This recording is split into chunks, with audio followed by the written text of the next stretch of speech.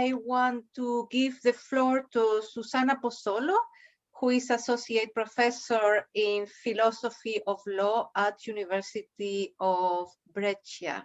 I think I'm pronouncing well, Brescia or Brescia? Brescia. Brescia. Welcome, Susanna, and the floor is all yours. Many thanks, Sarah, and I would like to thanks the workshop organizer and Mary Lou in particular, that we know from other European projects for inviting me today. I am Susanna Pozzolo, as Sarah said. I am a legal philosopher from Brescia University, where I teach also legal informatics and ethics of new technologies. I'm going to offer some reflections around the question that the organizers proposed for the roundtable. I think much has already been said, and much more we could say around the topic. And I would add try some ideas. And one specific note on the journal that Professor Deiana cited before, and I would suggest to have a look to About Gender. Is a journal online published by Genoa University. Is a collective of women and men researchers from various universities that work on gender topics. If I have summarized my research journey and how I became interested in gender perspective, I would say that, as many of us probably, I started my research journey without thinking about gender. Not because it was something not to be done, but because it was an invisible issue. We are trying to believe that science is neutral, and we do not ask ourselves who is the scientist, that is the one who belongs the knowledge. The encounter, or I would say the illumination, sometimes is even occasional or casual, random, as in my case. I was studying poverty and trying to justify a right to be free from poverty in a context of our constitutional democracy. That is, in an institutional context where the fundamental rights are proclaimed, but unfortunately also where many of them are not implemented at all. Analyzing these issues, it becomes absolutely evident the specific women's situation. Women were the last of the last. Going deeply in the issue, I realized that they are subjugated by a complex system that defines the general and specific condition of their existence, producing exactly this result of subjugation, and based on the unique reason that we are women. The second step for me, it was not only to have an intellectual comprehension of the point, but really grasp the insufficiency of the traditional political and legal theories, even when they underline a problem of efficacy of the equality principle, because they generally assume the perspective of a sameness, that is, a perspective where the equality is reached, making women more like to men, without really modifying the substance of an excluding legal and social context. So I started to learn more from a feminist point of view, feminist literature, from which became evident that the problem of the invisibility of women it is a structural phenomenon, and that the sameness process was not sufficient because it doesn't change the power in the society. In this regard, I suggest to lawyers, but not only to lawyers, reading the feminist jurist Catherine McKinnon, we cited the US literature, but we found there a very treasure of data and reflections. And from this point of view, reflecting on the roots of our legal concepts and norms. I working, for instance, on the idea of contracts, on the idea of what is the work, what is considered work, and so ask for money. No? So how this concept, basic concept in our society are constructed. Well, look at this problem, I think is a process during which I started to change completely my ontology about the world.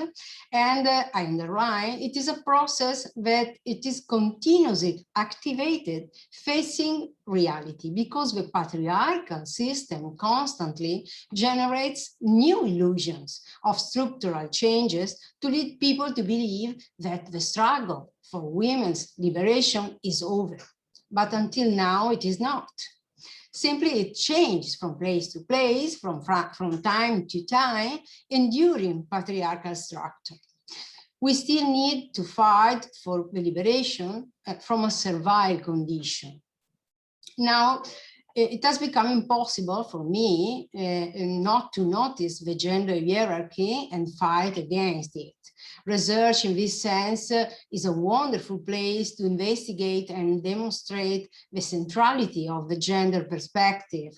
Firstly, showing how the other perspectives are partial and predominant only because they have until now the power to impose their words, while silencing other voices, women's voices.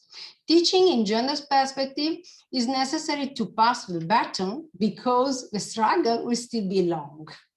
Young people are much more sensitive, but they need to be solicited. EU projects are important occasion for this.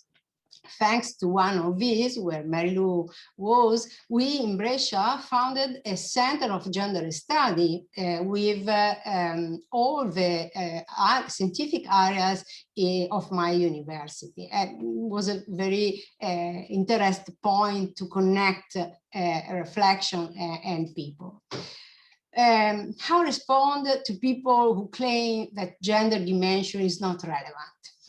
Many could be the answer, but well, usually gender perspective is held to be useless because it is considered unnecessary in a context of fundamental rights, or because the scientific point of view is assumed to be gender and sex neutral. These are two main points.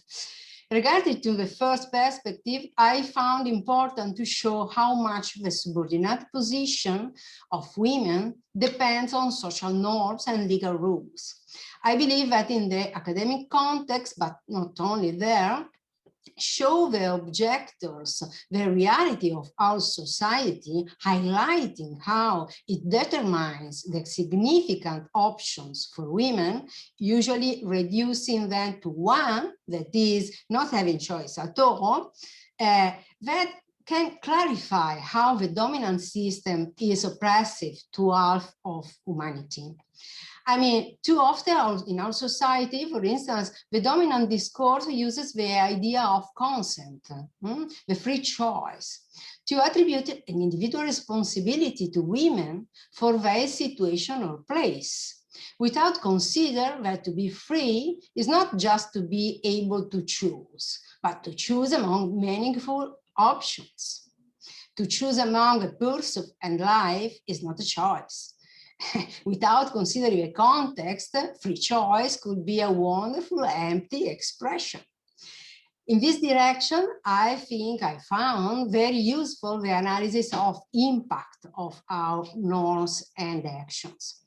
Sometimes an effective strategy is showing an example of how it could be different our context, assuming a gender perspective to analyze our society, or imagine a society without women's segregation. For instance, collecting data in gender perspective could offer advantages for all. even economic advantages. The European Union insists on that, but well, we are in a capitalistic and patriarchal system. So I found very useful employ examples as the ones proposed as the volume cited before by Mary Lou in the chat by Caroline Criado Perez, Invisible Women. One of them is about the snow cleaning. One thing that snow cleaning is something absolutely gender neutral.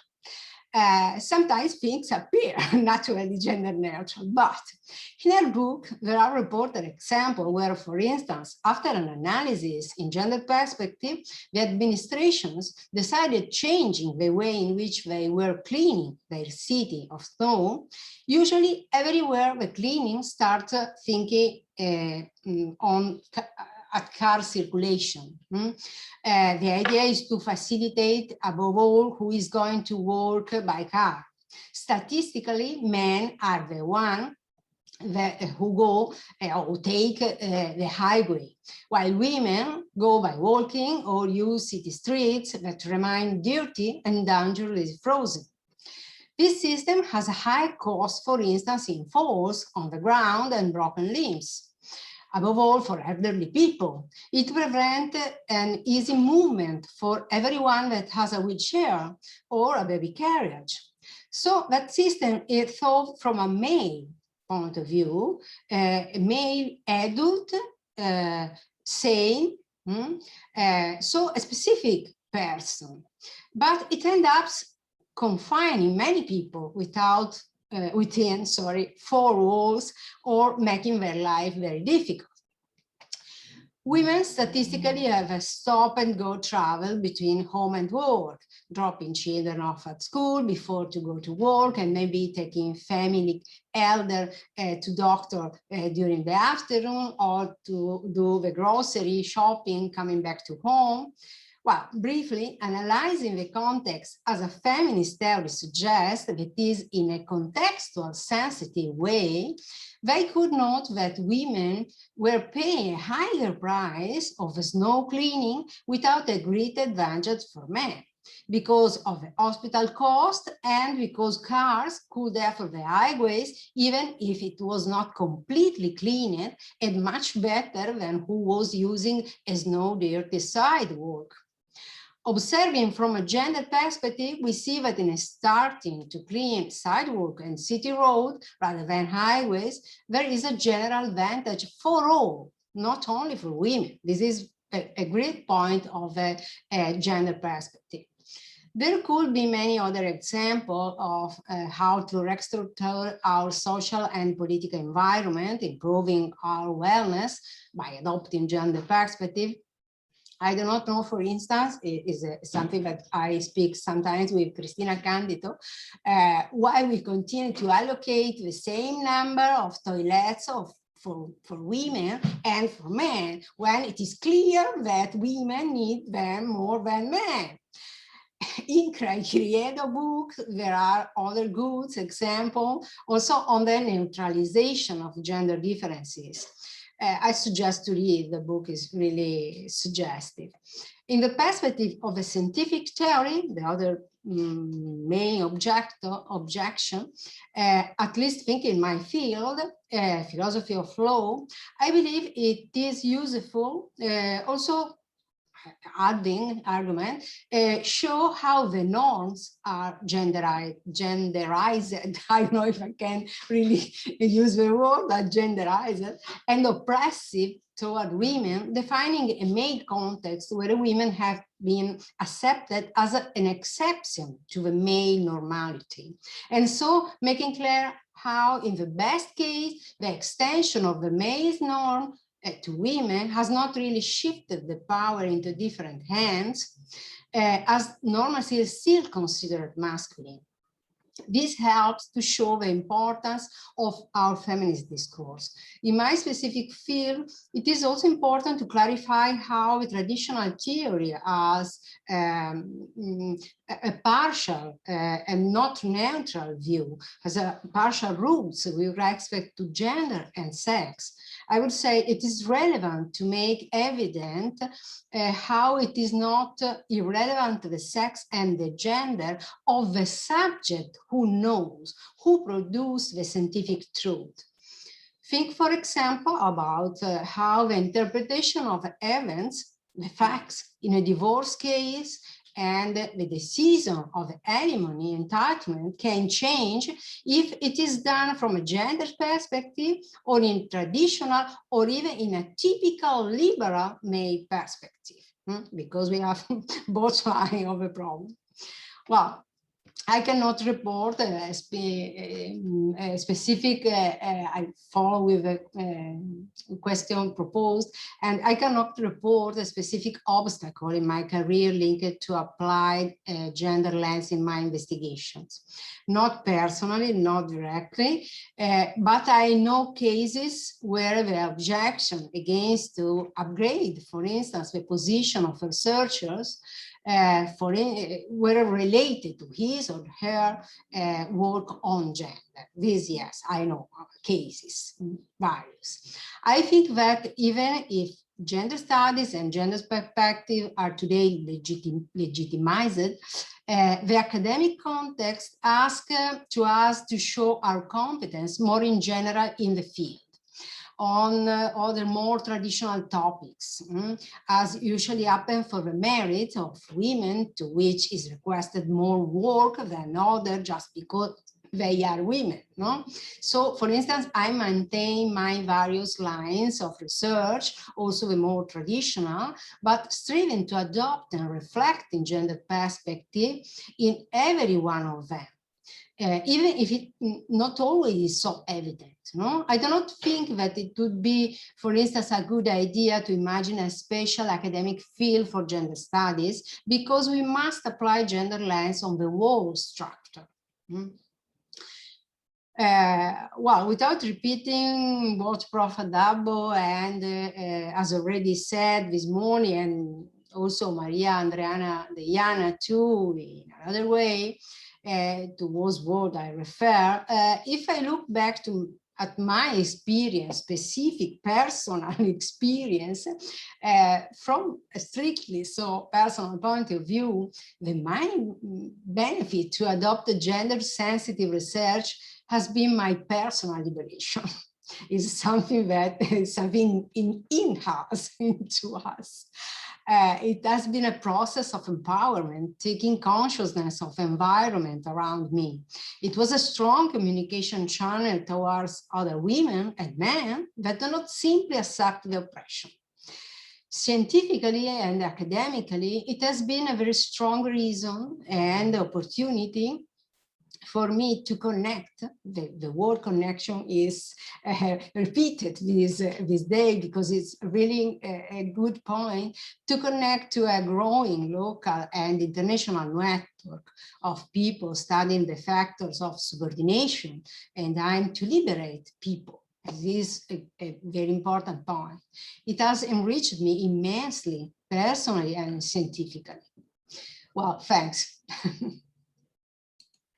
Thank you very much, Susanna. Thank you very much. It is amazing to see the role of feminist legal scholars and feminist lawyers in making a better world, a better society for all of us, and I really admire it. For instance, in Spain, you know, after the dictatorship, the role of feminist lawyers has been immense. Without them, I don't know where we would be now. So thank you very much. Without much ado, I want, because we don't have a lot of time left, so if there are any questions, please, you can either just unmute yourself, or yeah, better to unmute yourself, or to write in the chat.